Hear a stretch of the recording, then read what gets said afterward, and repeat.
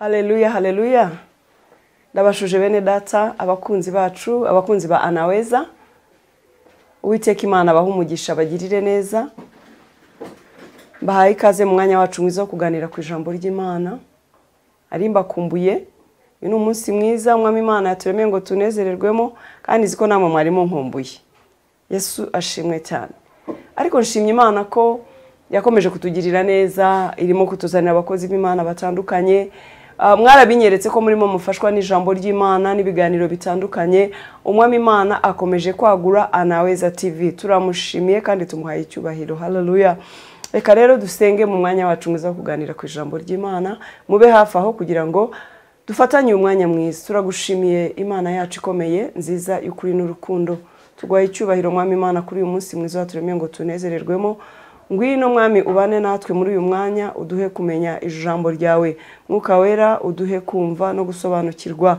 Bwenge bwacu bujya bugiraho bugarukira, ariko iyo ubanye natwe uduha kumenya, ukaduha kumva no kumvira. Icyubahiro ni cyawe mwami Imana. Abakunzi ba Anaweza ubaha umugisha, ubagirire neza, ubiteho muri byose mwami, kandi ubagirire neza kubw'umuhati wo kugushaka. Urakoze mwami Imana, ntutujye kure kubera yuko twavira mwaho, ariko iyo ubanye natwe mwami nukuri dukora iby'ubutwari kandi ukaba muri twe, ukamamarira muri twe, ugategekera muri twe. Reka uyu munsi jyewe nkubera igikoresho, wikorera umurimo mwami Imana, ubwoko bwawe bubone neza. Urakoze papa, cyubahiro ni cyawe mu izina rya Kristo Yesu. Amen, amen.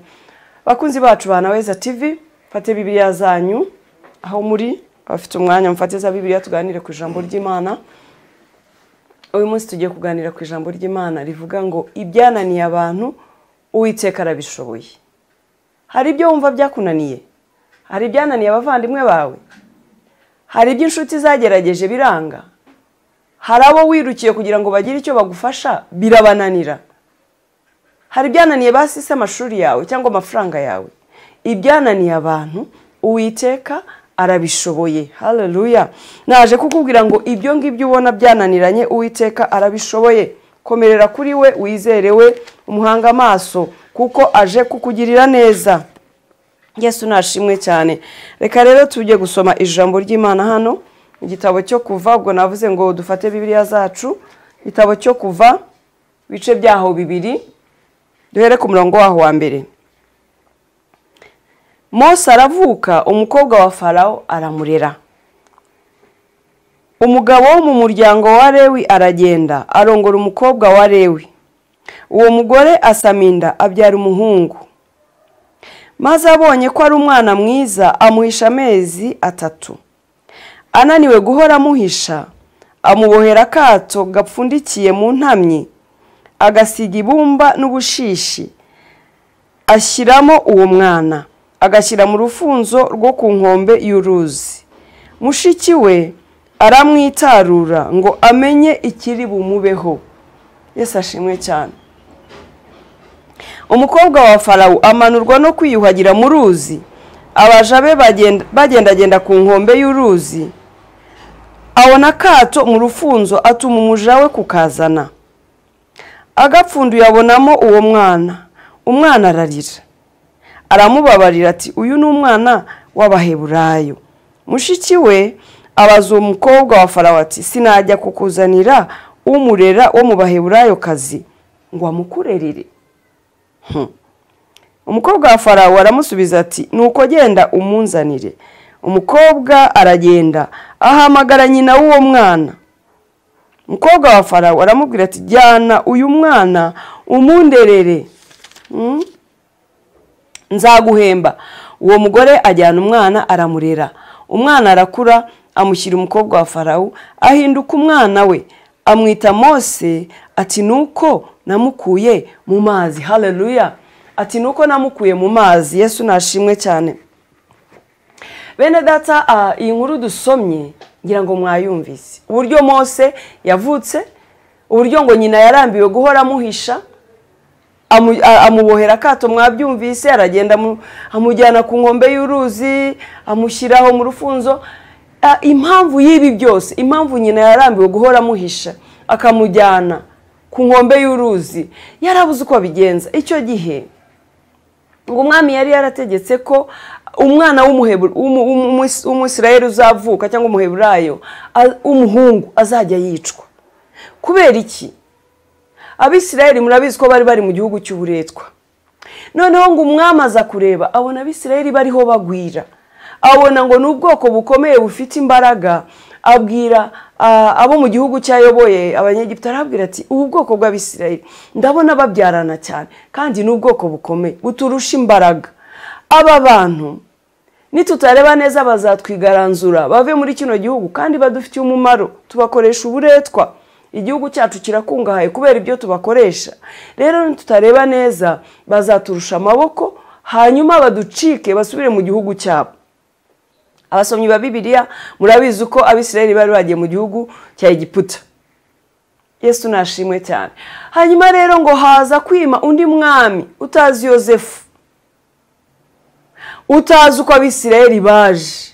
Arangije atangira kubakoresha uburetwa, arabababaza, abona n'ubwoko bukomeye bw'amaboko bw'imbaraga, ati tubashakira umuti wo kubagabanya kuko bitari ibyo. Aba bantu bazaturusha amaboko hanyuma baducike kandi turabakeneye. Uko niko Satani ajya bigenza. Satani yabona uriho umucika, uriho ukorera Imana, Imana igukoresha iby'ubutwari, yabona se uriho ukora akazi, uriho ubona umugisha, ibyawe bitunganye, akavuga ati reka mushakira ayandi mayeri, reka mushakira ubundi buriganya, reka ngira ukuntu munaniza, reka ibye mbibloke, reka akazi ke nkaburizemwo, reka urugo rwe ndunanize, bashwane bananirwe kubana neza. Kuko kuba bakorera Imana biraterwa nuko bahuje, nuko bafatanyije. Cyangwa uyu muntu ari warakorera Imana kuko Imana yamuhaye akazi keza, afite umugisha, niyo mpamvu ari washyigikira umurimo w'Imana, akaguhimbira andi mayeri, akaguhimbira ubundi bwenge, akakunaniza we ntumenye aho bituruka. Naho hari imigambi igicurwa rwihishwa ikatugeraho, ikatugiraho ingaruka. Uyu munsi naje kuguhishurira ubwenge bwa Satani bw'umuriganya, kugira ngo ujye uba maso wibaze ngo ibi bintu biraturuka hehe, niki kibitera. Na Farawo rero nuko yacuze imigambi mibi, nuko Abisirayeli baratangira bakoreshwa uburetwa mu buryo budasanzwe, barababazwa, barakandamizwa, uburetwa buriyongera. Uburetwa buriyongera, barababazwa mu buryo burenze ubwo batekereza. Abagore barababazwa, bafite abana b'impinja, ubuzima buragorana, inzara irabica kandi bakoreshwa iby'imbaraga. Hanyuma rero uwo mwami aranategeka ababyaza ati abagore b'Abaheburayo kazi nibabyara mukareba mugasanga abyaye umwana w'umuhungu, mujye muhita mumuhotora, mumuhotore kugira ngo tugabanye ubwinshi no kugwira kw'aba bantu, kuko bazadutegeka, bizaba nabi byacu. Rero nimubona abyaye umwana w'umuhungu mujye muhita mumwica, ariko nabo umukobwa mumurekabeho. Kuko murabizi ko abahungu nibo bagwira, nibo bagira imbaraga, nibo bagura igihugu. Murabizi namwe yuko abahungu n'abagabo aribo bafashe ya mbere kujya ku rugamba kubohoza igihugu cyacu. Nawe rero aravuga ati nihavuka umuhungu mujye muhita mumwica, muzaba mugabanyije imbaraga z'ubu bwoko. Ababyaza bamwizeza ko bazabikora, bizeza umwami bati yego mwami, ibyo dutegetse niko tuzabikora. Ariko barababyaza bubaha Imana, barababyaza bafite undi mwami uri hejuru y'umwami Farawo, ari umwami Imana, bamwubaha, bamukunda, bamutinya, bamuhindira umushyitsi, ntibatinyuka kwica abo bahungu. Haleluya. Noneho ngo umwami aza kubimenya, amenya ko bababyaza batica abana b'abahungu nkuko yabategetse. Arababaza ati niki gituma nabategetse ko muzajya mwica abahungu mukaba mwarabaretse bakabaho? Baramubwira bati mwami, abagore b'Abaheburayo kazi ni abanyambaraga, iyo bakigera ku meza yo kubyariraho tutarahagera bahita babyara kubera ko ari abanyembaraga. Haleluya. Yesu ashimwe cyane. Iyo wizera Imana uba umunyembaraga, iyo usenga, iyo umwuka wera ari muri wowe uba umunyembaraga, ushobora ibyo abandi badashobora. Ijambo ry'Imana rigwiriye muri wowe uranesha, uba intwari, ukora iby'ubutwari. Rero niyo mpamvu Abaheburayo bari abanyembaraga. Ariko si ibyo gusa, nuko bababyaza bubahaga Imana, bakumva ko badakwiriye kumena amaraso y'abatariho urubanza. Ariko icyo ukwiriye kumenya, iyo ubaha Imana n'ubundi uri umuntu udasanzwe, ntabwo umeze nk'abandi. Yesu ashimwe cyane. Noneho Mose yavutse muri icyo gihe abana b'abahungu bagombaga kwicwa. ntiyicwa rero, ntiyicwa kuko ababyaza bari abantu bubaha Imana. Biba ngombwa ko nyina amuhisha, biba ngombwa ko nyina azajya amwonsa amuhishe, umwana ntasohoke, ntihagire umuntu uvuga yuko muri urwo rugo harimo umwana w'umuhungu. Mbese Mose abaho atisanzura, ari umwana uhishwa, ngira ngo yarariraga yenda bagapfuka no ku munwa ngo bitumvikana, bakaza kureba muri urwo rugo umwana uhari bagasanga ari umuhungu bakaba bamwica. Mbese Mose akura mu buryo bugoye, abaho mu buryo bugoye. Mu gihe mubizi yuko ubundi umubyeyi yabyaye abaturanyi bajya gusura umwana akamubaha bakamureba, Mose we ibyo ntago byari uko, yarahishwaga. Iyo uriho umuhamagaro mwene data ntabwo ubaho nk'abandi, hari uburyo ubaho, hari uburyo ubuzima bwawe buba bumeze, hari ibyo ugomba gutandukana nabyo, hari uko ugomba kwitwara. Na Mose rero yabayeho ari umwana uhishwa kuva ari mutoya, ari uruhinja, kugira ngo batamwica. Isezerano ryawe, mugambi w'Imana uri muri wowe, hari ibihiga kuwica, gombye kubera amaso umugambi w'Imana uri muri wowe. Ugasenga, ugasaba Imana imbaraga, ukihisha mu kubaho kw'Imana, kajya ubwira Imana uti ndinda mbera amaso, maraso ya Yesu nangote, ugahora usenga ubereye maso, mugambi w'Imana uri muri wowe, ukumira ibyashaka kuwica. Nyina wa Mose nuko yari ameze, yahoraga ahisha uwo mwana. Haleluya. Ariko ngo igihe kiragera arambirwa, arananirwa guhora amuhishe, kuko umwana yaramaze gukura. Avuga ati ibyo ari byo byose ndamuhisha kuko akiri mutoya, ariko nakura sinzashobora kumuhisha. Azancika, azasohoka, azajya gukina n'abandi, bazamubona bamenye ko ari umuhungu, baze bamunyicire mu maso. Kandi ngo cyari cyana cyiza giteye imbabazi. Mwene data, umugambi uri muri wowe n'uw'imbaraga, n'uw'agaciro, ugomba kubera amaso, ugasenga kugira ngo hatazagira ikiwuhungabanya. Haleluya. Noneho ngo nyina wa Mose arambiwe guhora ahisha uwo mwana, yigira inama, aravuga ati rero uyu mwana reka mubohera akato, mushyiremwo, njye kumujyane ku nkombe y'uruzi, aharaho Imana izamuhisha, izamenya uko ibya Mose bigenda, kuko jewe naho naguma kumuhisha bazamunyicira mu maso. Ngo ananirwa guhora amuhisha. Mwene data, hari abananiwe guhora bagufasha, hari abananiwe guhora bagushyigikira, hari abananiwe guhora bikorera ibibazo byawe, amaganya yawe. Hari abo wagiye bararambirwa, hari aho umwana w'umuntu agarukira, hari aho umwana w'umuntu atarenga akavuga ati naragufashije, nakugiriye neza, ariko noneho ndananiwe, ntabwo mbishoboyeho, shigenda nanjye mfite ibyanjye. Nyina wa Mose nawe ngo yaramuhishe kuva ari muto, ariko hari amezi yagezemo, hari igihe Mose yagezemo nyina abona ananiwe, adashoboye guhora amuhisha, avuga ati n'ubundi se ko bazamunyicira mu maso bizamarira iki? Mwana w'umuntu hari ibyo adashoboye, hari ibyo adakora. Yego baragufashije, baragushyigikiye, barakugwaniriye, barakwigishije, ariko noneho hari ibindi badashoboye kugukorera. Ntago se bashoboye kugushakira akazi, ntibashoboye se kugukiza iyo ndwara urwaye, ntibashoboye se kukuvuza, ariko naje kukubwira ngo hari Imana itananirwa. Ibyo abantu badashoboye Imana irabishoboye. Haleluya. Nuko ngo nyina mubohera ko kato, aragapfundikira neza, mushyiramo, ngo aragenda mushyira ku nkombe y'uruzi. Imana yo gahora ku ngoma ihuruza umukobwa wa Farawo, ajya kwiyuhagira mu ruzi. Umukobwa wa Farawo se yajyaga kwiyuhagira mu ruzi gute? Iwabo bafite pisine. Kwari ukugira ngo Mose atabarwe, kwari ukugira ngo Mose arengerwe, kwari ukugira ngo imisundwe itazamurya, kwari ukugira ngo ingona zitazamurya. Imana igihuruza amahanga. Uzi ko Imana ibuza abami gusinzira n'abamikazi kugira ngo igutabare, wowe w'agaciro imbere yayo, wowe wizera Imana, wowe ihanga amaso. Hari Imana izabuza gusinzira kugira ngo utabarwe.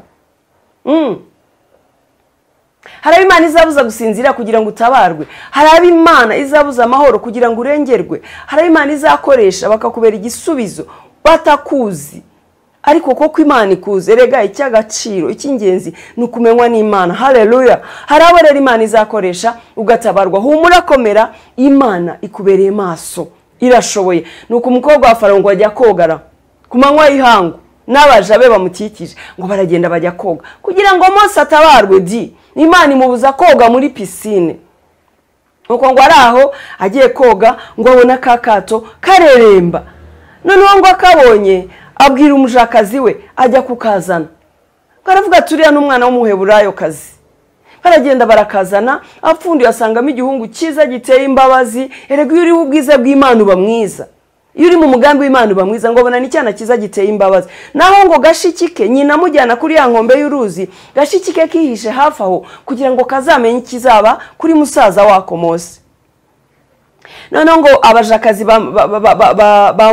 b'umukobwa wa Farawo baragenda barakazana bapfunduye, asanga ni cyana cyiza, aravuga ati uyu n'umwana w'Abaheburayo kazi, aramukunda aramwishimira. Ka gashikike ngo gahita kiruka karagenda karamubaza sorry, ngo atese sinajya kugushakira Umuheburayo kazi uzamukurerera. Ambwira ati genda umunzanire. Gashikike kariruka karagenda kazana nyina wa Mose. Mose yarezwe na nyina. Imana igishyiraho inzira zo gutuma dutabarwa. Ka gashikike kariruka kazana nyina, araza. Umukobwa wa Mose aramubwira ati umukobwa wa Farawo aramubwira ati genda underere uyu mwana ni w'Abaheburayo kazi, niyo mpamvu bamuzanye hano kugira ngo adapfa kuko abahungu baricwaga. Genda rero umunderere nzaguhemba.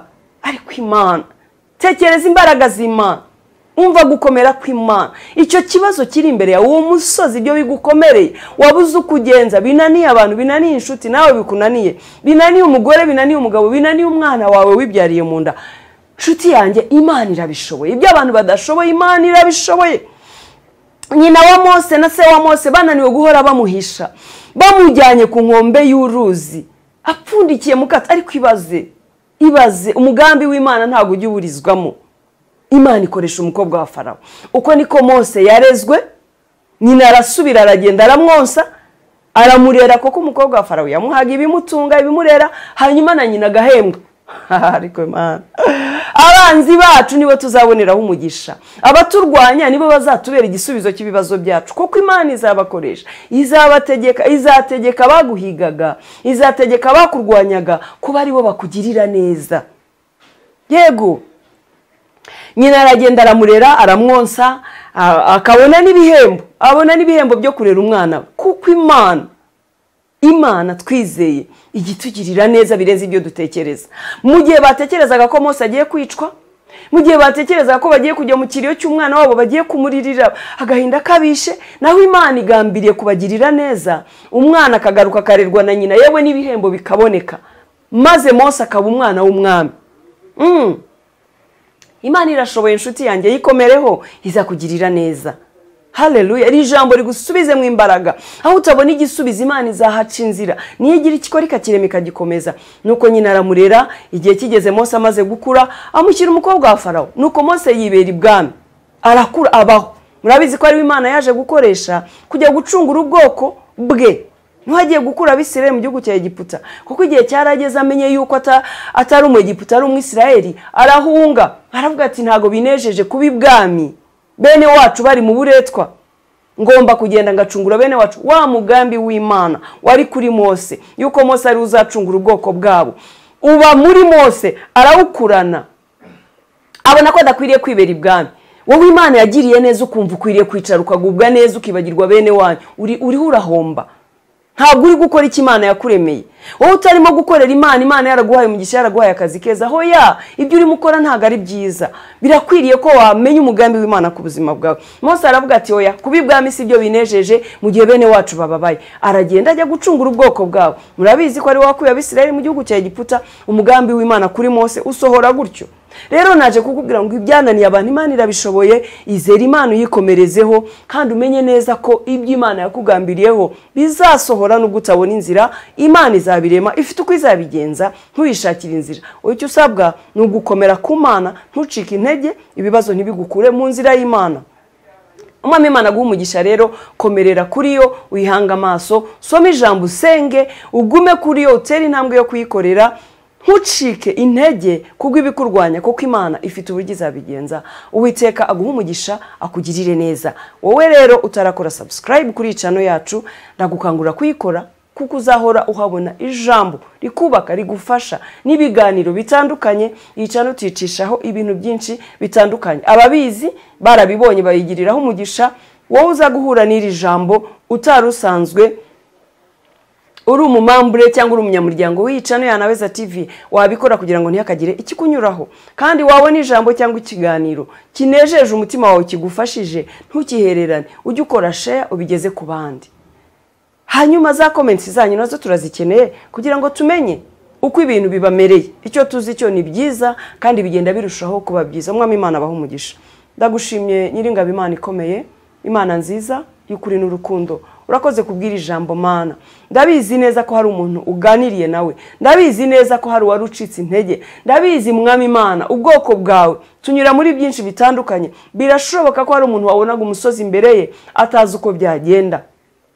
Ariko ndagushima ko ibidashobokera abantu, ibyananiye abantu wowe urabishobora. Uko warengeye Mose ntapfe mu gihe abandi bahungu bicwaga, niko warengera umwana wawe ufite ikibazo cyamurenze, atabonera inzira, atabona ubutabazi, ahari aho bo yari yiringiye ko bamutabara barabinaniwe. Ariko wowe uri Imana itananirwa, by'abantu badashoboye wowe urabishoboye. Ndagusaba gutabara umuntu wese uri buhure n'iri jambo, uzahura n'iri jambo, narengerwe nawe, kandi nubi inyuma y'iri jambo urisoreshe imirimo n'ibitangaza. Tabara abana bawe, hoza barira, ubagirire neza Mwami, kuko uri Imana ishobora ibidashobokera abana b'abantu. Izina ryawe nirishimwe. Urakoze kubw'umugambi wawe mwiza wo kurengera abana bawe. Icyubahiro, ikuzo, guhimbazwa no gushyirwa hejuru Mwami Imana bibi byawe Data wa twese, uhereye none ukageza iteka ryose, mu izina rya Kristo Yesu, amen.